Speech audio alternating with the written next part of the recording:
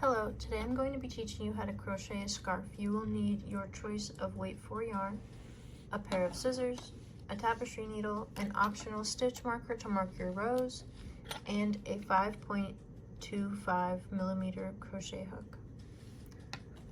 To start off, we are going to be making a slip knot.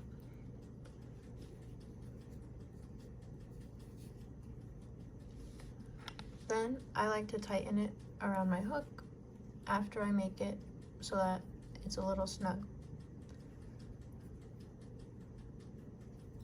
Now we're going to be chaining 32.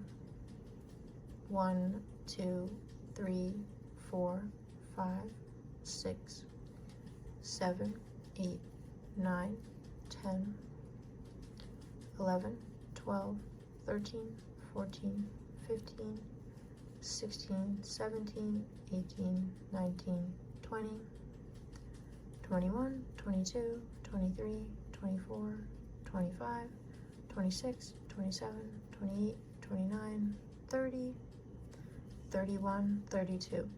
This is going to be the width of our scarf. Don't worry if it looks a little big.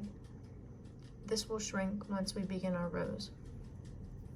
For the next step, we're going to be single crocheting into the 4th chain from the hook. So 1, 2, 3, 4. We're going to put a single crochet into this chain. And now we're going to begin a pattern of chaining 1, skipping the stitch, and then putting a single crochet into the stitch after the one that we skipped. So there'll be a single crochet, a chain and a skip, and then a single crochet. And we're going to continue this for the rest of the row. So chaining 1, skipping, and single crochet. Chain 1, skip, single crochet. And after you get a decent amount of rows, you'll begin to see a nice, almost checkboard type of pattern. This is commonly known as the moss stitch.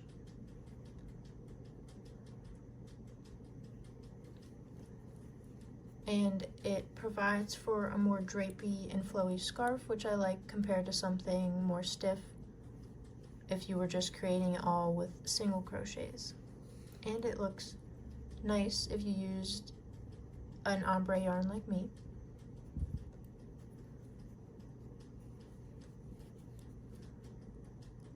And as we continue down the row, we're going to just keep repeating that same pattern. Make sure that you're chaining 1 and skipping 1 so that you don't make an error for when you go to create your stitches for the next round.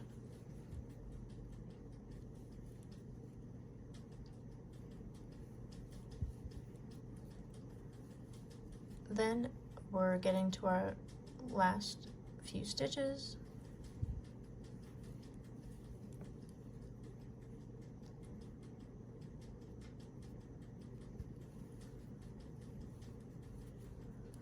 So I'm at that last part. You should have your skip stitch and then the last chain of the row, and you're going to single crochet into that last stitch of the row after you chain and skip 1.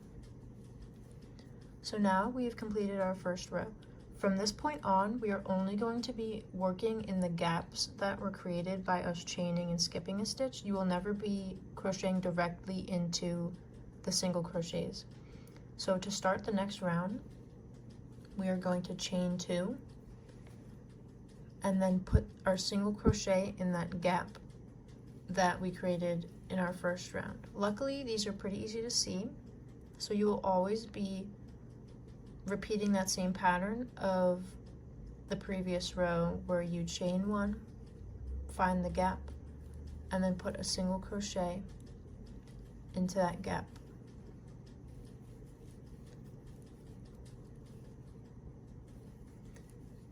And we will repeat this for the rest of the row.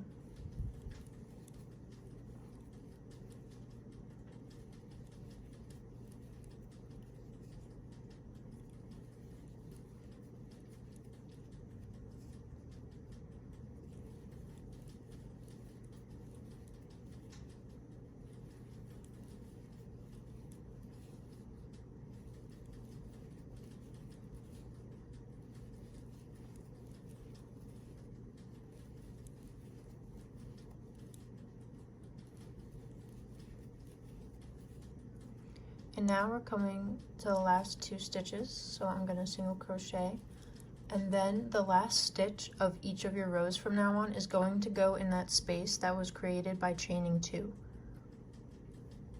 So we're going to put our single crochet in that last spot, and we finished our second row.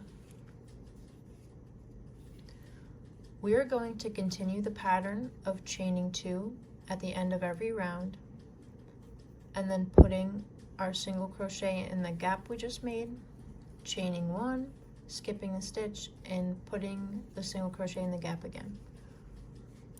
For a total of 210 rounds, or around 60 inches long. You can always subtract or add rows depending on the length that you want, but I will see you when we get to the end. Welcome back. As you can see, I have the length of the scarf completed. For a total of 210 rows, I am on the 210th row, and I'm going to finish it off with you.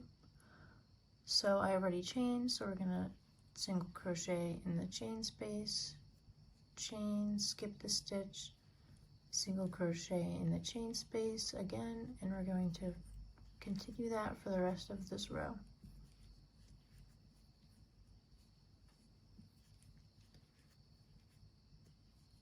And then as we get to the last stitch, our last stitch of the scarf is going to be in that chain 2 spot.